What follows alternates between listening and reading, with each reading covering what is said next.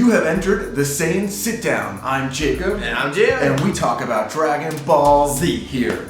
We're on episode 153. This is the Cell Saga. And boy, things are really heating up for Cell. He's getting blasted into a foxhole by Tien. Episode ends and starts with him just in this situation. I just want my first comment to be the android taking a damn sweet time. Tien is doing this for, even if it's just minutes, and they're exaggerating in the episode time, these androids have it left.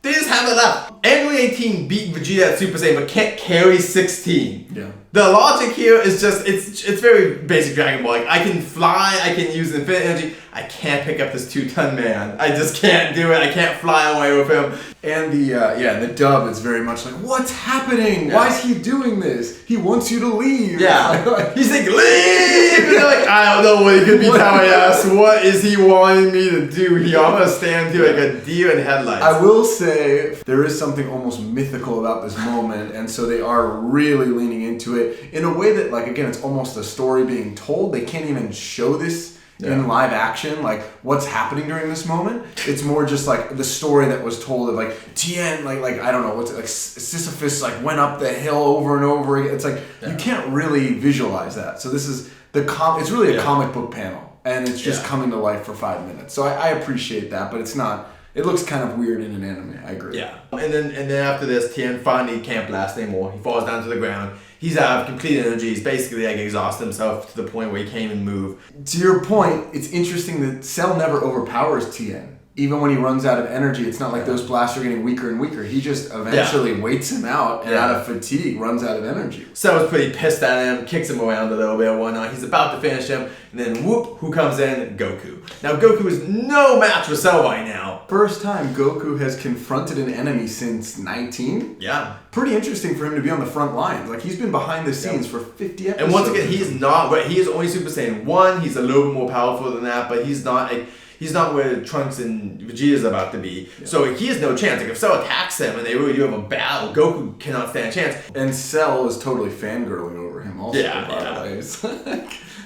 So, that's interesting. And that comes up later. That even though Goku's not the strongest for basically the whole saga, Cell's the most interested in fighting Goku. Goku needs instant transmission, so when the minute Cell finally does strike, Goku gets out of there right before he touches him, and Trunks and Vegeta have now come out of the time chamber. That's how this episode ends, and Trunks now has his, what could be for a lot of people, his iconic long hair. Is that more iconic than... I don't know if it's more, but it's a look for him. It's a not mini, because I think his most iconic look is the bowl cut kind of look. That's what But then, even though it's this would be another look for him, though. Like, if there was a secondary figure people want, it would be this, because he's also like this in the BoJack movie. Yeah, it's much more, he's got like the monk kind of look and calmness, I think, coming out of it as well. Yeah. But that was an interesting little tidbit that real Saiyans, their hair never grows. They come out of the womb. Look, poor Raditz. Yeah. That's all I can think of that. No, Raccoon Man just coming out. Nothing you can do about that. So this is moving into episode 154 now. But they come out in their same combat suits, which is also a pretty interesting throwback. Yeah. It's like they're really preparing and for Bulma that. gets everyone in it, and of course Tien and Piccolo are like, no.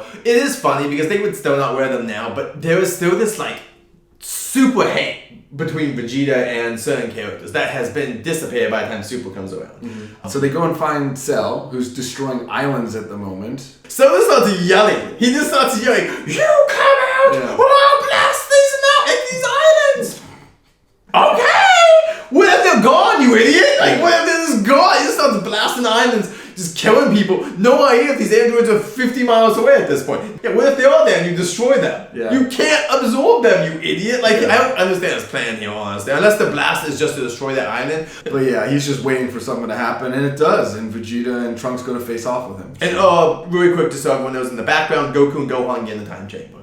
Mm-hmm. And now we're at 155. Mm-hmm. And Cell is about to destroy the last island, and Vegeta comes, which I love it. Vegeta comes and like. I thought also the animation looked really nice in this episode. Like, Vegeta's face just looks much older and grittier than he has in like any of these. So makes sense. It went up 1 year. You know, they went training this for a year, and according to Trunks, it was total hell. This was not a fun training. Goku and Gohan's training very different. You know, it is a different. It's more traditional training versus what. I also do like the line Goku says like, "Hey Gohan, I'm a more strict teacher than Piccolo." I don't know if he knew how Piccolo trained Gohan, but Piccolo was not an easy teacher, Goku. Like, I don't know why Goku... That must be a dumb thing, because that makes no sense. And he gives him a sword at one point and says, fend for yourself. I mean, Goku, I don't know if you can get much more difficult than that. Vegeta's basically fighting to save Android 18, even if that's not his core reason. But then I wonder if he almost gets revenge later by letting, like, that's part of the reason he's like, just go for it, because he clearly doesn't like Android 18 if you want to go back to... I guess he'll go destroy it afterwards. This is where basically Vegeta like bulks out and becomes... Ascends. Though it's on Super Saiyan 2. It just means slightly bigger Saiyan, I guess. But Cell is afraid of this. He is afraid of this power level and stuff like that. And the episode ends with this, what I thought was pretty cool editing of Vegeta punching him in the gut. And there was this kind of cool edit they do of all the character spaces. And they do the traditional kind of fade away into where it's just a picture of Vegeta punching Cell. And it's like cool animation style. So I'm split about this. Also, seminal moment for Vegeta. On the one hand, this is like the only time in the series he gets to be the first to make a transformation before anyone else. Yeah. On the other hand, it's kind of a faux transformation, right? Like, which is again a callback to all the times in the Frieza saga when he thinks he's a Super Saiyan and he's not, and here he thinks he's ascended beyond a Super Saiyan and he kind of hasn't either. So his power is getting close to Super Saiyan 2, but the speed isn't there. So it kind of, we'll get into that soon. What do you guys think? What do you guys think? Leave us a comment below. Do you think this is is he closer to Super Saiyan 1 or Super Saiyan 2? Let us know what you guys think below.